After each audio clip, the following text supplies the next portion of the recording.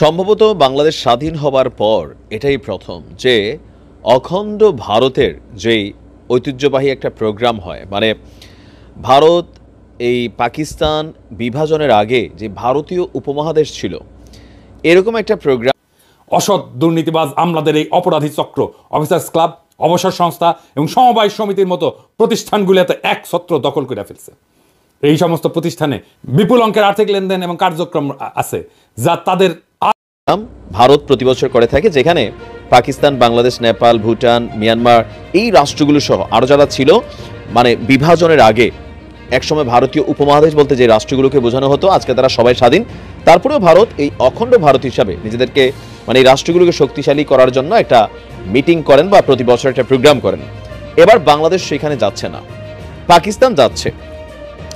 এখন এর মাঝখানে আমরা গতকালকে দেখলাম যে পাকিস্তানের জন্য, মানে পাকিস্তানিদের জন্য ভিসার যে শর্তগুলো সহজ করা হয়েছে।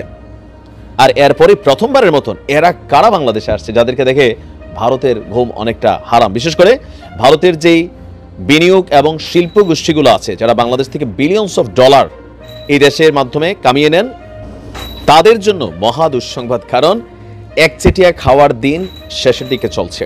ইউনূস সরকার গত 53 বছরের সকল রেকর্ড ভেঙে এত দ্রুত 6 মাসের মধ্যে পাকিস্তানের সাথে যে সম্পর্কের মানে দামাদোল বাজাচ্ছেন, এতে ভারতের সাথে বাংলাদেশের সম্পর্কের জায়গাটাতে অনেকটা নেতিবাচক প্রভাব পড়বে বলে অনেকে মনে করেন। তবে সরকার মনে করছে উই ডোন্ট কেয়ার।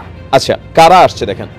5 দিনের সফরে আপনার ইউনূস সরকার আসার পরে ঢাকায় পাকিস্তানের ব্যবসায়ী প্রতিনিধিদের দলটা এসে পৌঁছেছে। বাংলাদেশের ব্যবসায়ীদের শীর্ষ সংগঠন federation of Bangladesh chambers and commerce and ইন্ডাস্ট্রির আমন্ত্রণে ঢাকা সফরে এসেছে পাকিস্তানের উচ্চ পর্যায়ের একটি ব্যবসায়িক প্রতিনিধি দল। ঢাকার পাকিস্তান হাই কমিশনারের তথ্য বলছে যে ঢাকা এসেছে পাকিস্তানের ব্যবসায়ীদের একটি বড় প্রতিনিধি দল।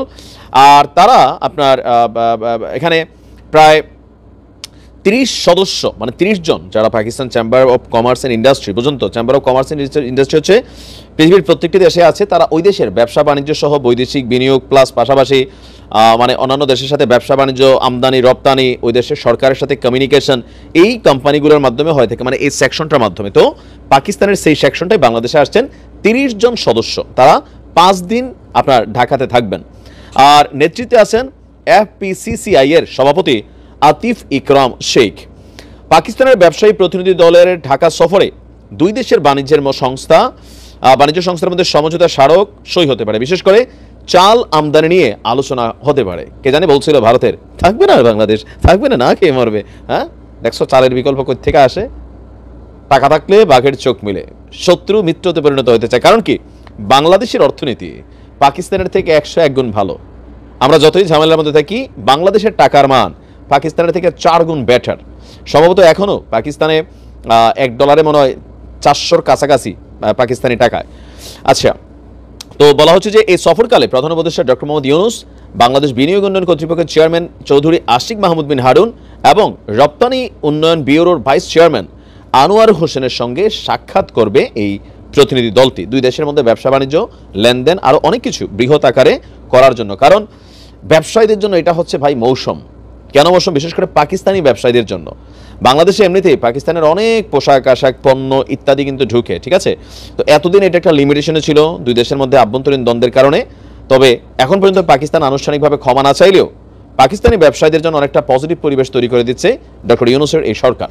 আর অপরদিকে ভারত যত দিন যাচ্ছে বিষয়গুলোতে তারা হয়তো হতাশ হচ্ছে। আর কোথাও না কোথাও ভারতের মুখের উপরে যে তোমাদের এই প্রোগ্রামে আমরা যাব না, এটাতে ডক্টর ইউনূস একটা মেসেজ সৃষ্টি করেছেন।